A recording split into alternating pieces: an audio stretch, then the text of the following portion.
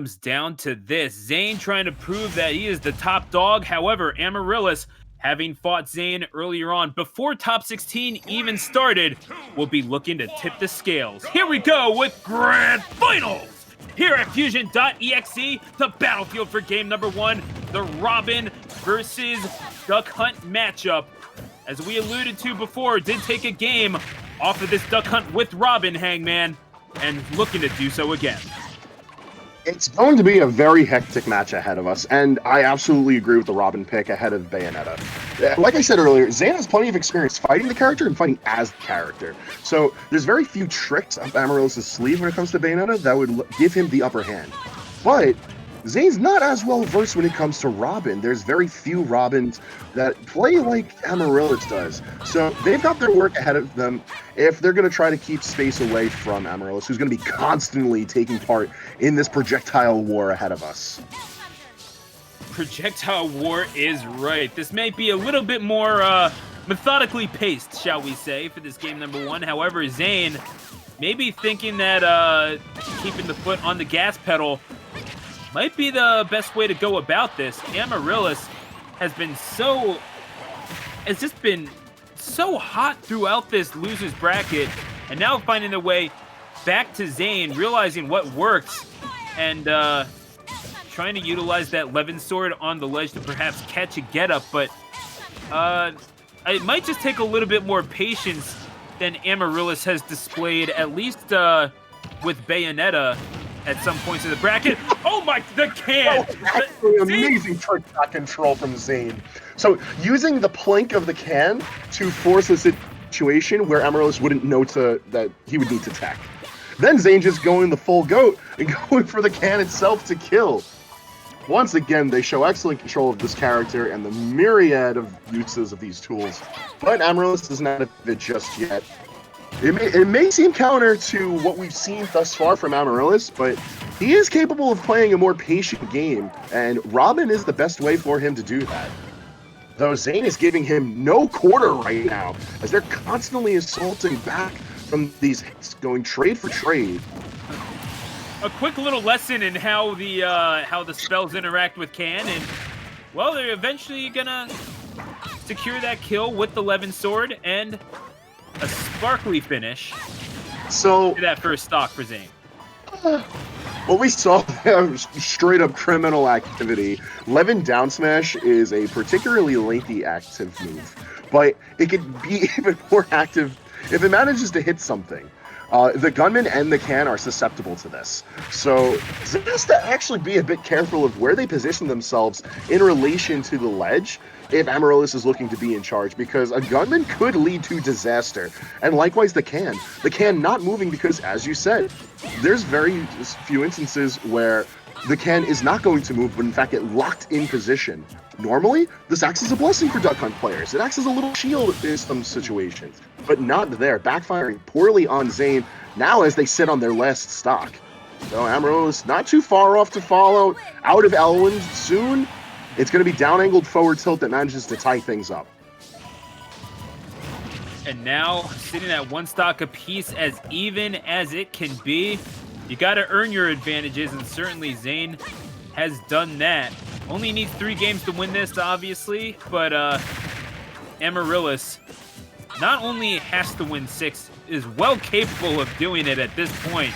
With all the momentum that they've garnered throughout loser's side, took 7 straight sets of worth of wins to get to this thing, and well, it's certainly hasn't been without its cost. Maybe your hands are getting a little tired, maybe you're getting a little boomed mentally. Zane wouldn't exactly say fresh as a daisy coming into this thing. Amaryllis probably one of the few people that have given Zane a true challenge in this bracket thus far, but it's nevertheless Amaryllis still fighting. Well sniped with that Elf Thunder. But oh my, wow. Yeah, forget I said anything. Can solves all your problems. That's game number 1, Hangman. How'd you enjoy it? Having a hell of a time, Stu. I'm a big fan of both of these players. A lot of respect for both of them, and I'm a particularly big fan of both of these characters. Seeing Seeing this matchup played at this level is very interesting to me because there's just so many little things that you got to pay attention for from both sides. And just their Amaryllis positioned fairly well for a good edgeguard to clean out what would have otherwise been a stolen game. But Zane positioning themselves low in the high made for an excellent reversal as they managed to take game 1. Only 2 more before they can close out tonight's bracket, but Amaryllis is making this a very difficult job for them.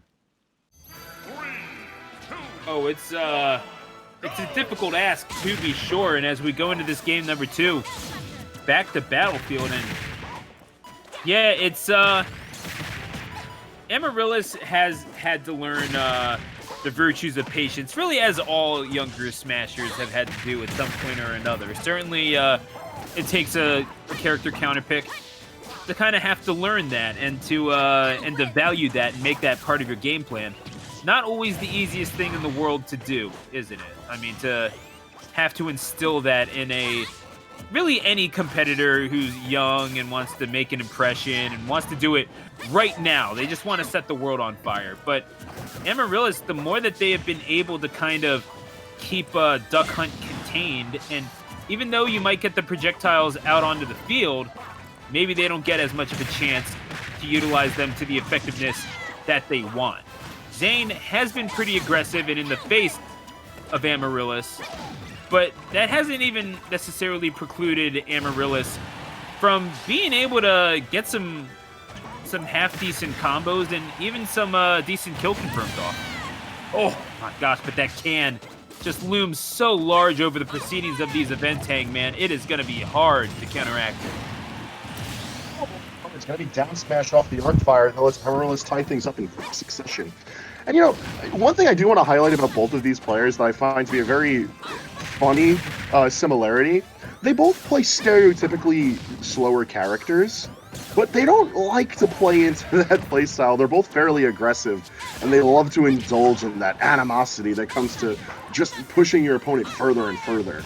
With that being said, when there's a lot on the line, both of them are very willing to play things out until they get to take advantage with no recourse. Amaryllis takes an amazing second stock off of Zane as he tries to push further and further along, but Zane's doing an excellent job now of trying to slow down the pace, retreat as necessary, and try to build up some sort of ground to stand on. I mean, Zane has been so good at that throughout the course of this whole tournament, hasn't he, Hangman?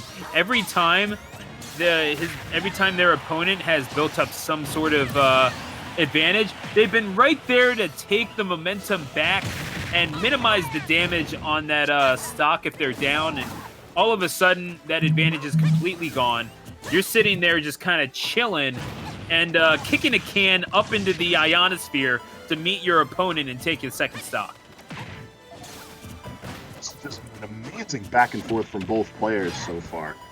And it's kind of hard to call if it's anyone's game or anyone's set for that matter. Zane's keeping a step ahead of Amaryllis, but for how long are they going to be able to manage that? I mean, for how long is a question that is better left to experts like yourself. All I know is I am fully here for the ride. I'm certain all the viewers are as well, looking for that smash, but maybe misspacing it just a little bit.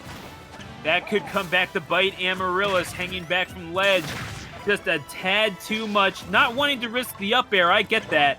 But sometimes you just got to secure the bag. Not able to do so there. Holding in shield.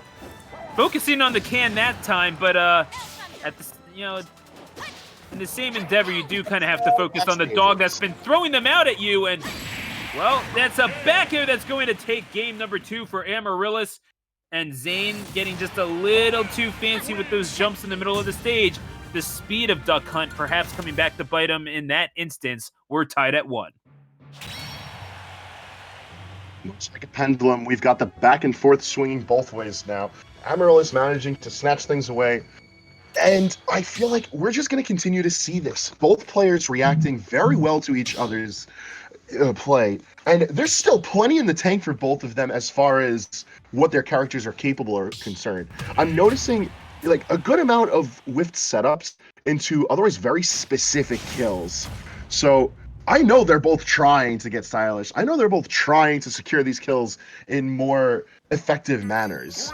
But I don't know if the others caught on as efficiently, and I feel like that's just led to the fact that both of these characters being as like crafty as they can be, is going to give us a lot of depth to the set ahead of us. Game 3 taking us to Smashville, I think, is actually a really strong pick for Zane because it's going to allow them to build up a lot of damage ahead of us. Look at this, 96% dealt uncontested and already fishing for the kill, but Amaryllis has the opportunity to bring it right on back. Liking what we're seeing thus far from Zane.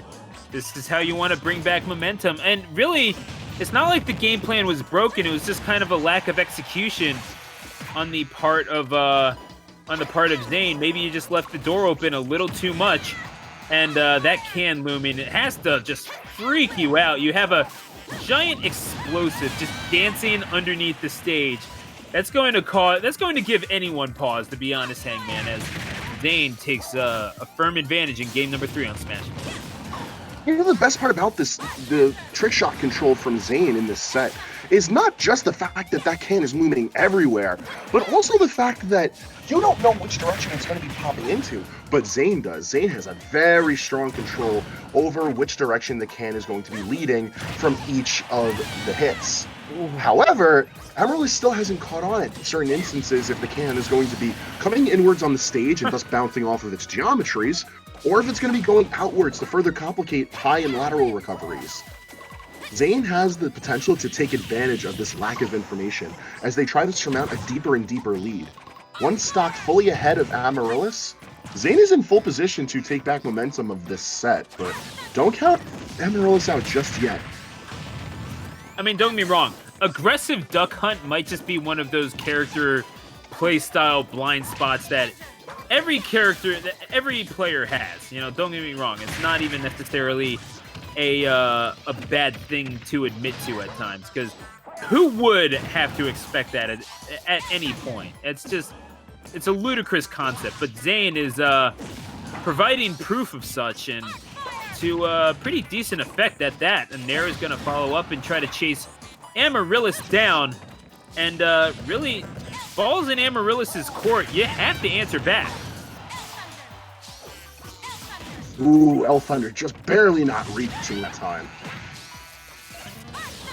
Yeah, just a little too short. Amaryllis getting zapped off the stage as well. More explosions than a Michael Bay film, and about as easy to follow as well. The back air is going to connect and provide just a little bit of damage. The recovery is not going to be there, and just like that, we're at one stock apiece, but a decided advantage to one side over the other.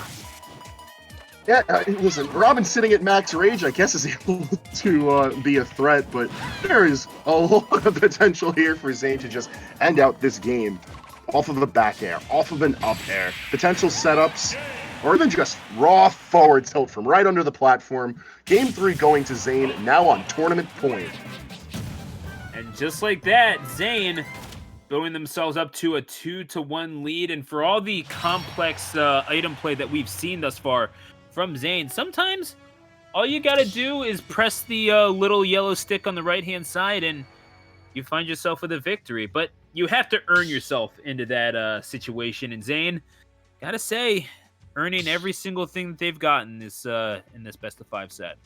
Oh, certainly. Both of these characters have plenty of kill potential, plenty of damage potential, but if you don't know how to pilot them effectively, you're going to be at a loss, especially when you consider the fact that their movement leaves a lot to be desired. Both Duck Hunt and Robin are, relatively speaking, slower characters in the meta, and their airspeed leaves both to be desired. But when you have a lot of B reverses, a lot of wavelands, there's a lot of ways that these characters can augment that poor speed. And Zane's proven that before, having very good control over when to jump. And while Amaryllis has been able to show it off with Robin, it looks like Game 4 is going to bring us the signature Bayonetta now. Yep, Who knows? To pick the battlefield, this could be the play.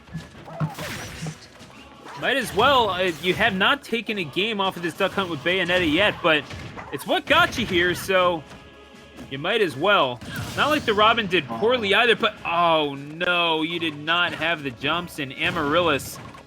That's the sort of thing that just takes the wind right out of your sails. Is able to get that second stock back. So, definitely not out of the question for Amaryllis. Kind of makes you wonder, though. Yeah, no, definitely a rough start for Amaryllis, but there's still a lot of potential here, especially if Amaryllis is going to be building up this damage as aggressively as he has so far. Forward smash after forward smash working out very well on Zane. Down smash actually has a lot of utility in this matchup because of how it interacts with the can. So it doesn't just look like as haywire of a smash thrown out randomly in neutral as one would think. Another witch time into forward smash. It's not going to secure the kill at this point, but it is still building up plenty of damage. And the bullet art extension, that might actually be a disaster for Zane, not even with enough room to be able to air dodge upwards back. This is kind of a screwy game force, too. I don't know. The mobility of Duck Hunt, yeah, definitely not going to pay Zane any favors, you would think, but then again, it found a victory for them in their set before top 16 in game number 1, so certainly did something right. You switched off the Robin for a reason, is what I'm saying, but this is still anyone's game. Bayonetta very much in kill percent if they're not careful. Zane just looking for the opportunity, and an up air into the can to follow up upon the return down to the stage. Is certainly going to do it. Amaryllis with an advantage, but also on their tournament stock. Which time? Going to garner just a slight advantage as well as for stage control, but man, is Zane so effective at getting it back. We saw one interaction there that I think is actually really important to highlight ahead. The fact that Bullet Art extended down tilt is able to hit the can, it does so in a manner that locks it down. So again, I brought this up earlier when we saw Arc Thunder interacting with the can. It could come of use to Zane, but more likely than not, it could be a nuisance. Not that I think we're going to have another situation where we could see it again, because it looks like Zane is looking to close things out in this interaction. But if we go further, and if Amaryllis decides to stick on the Bayo pick, anything can help. But unfortunately for Amaryllis, it's going to be a different night. Zane, guns blazing, manages a 3-1 victory over Amaryllis to secure tonight's Fusion.exe Grand Finals.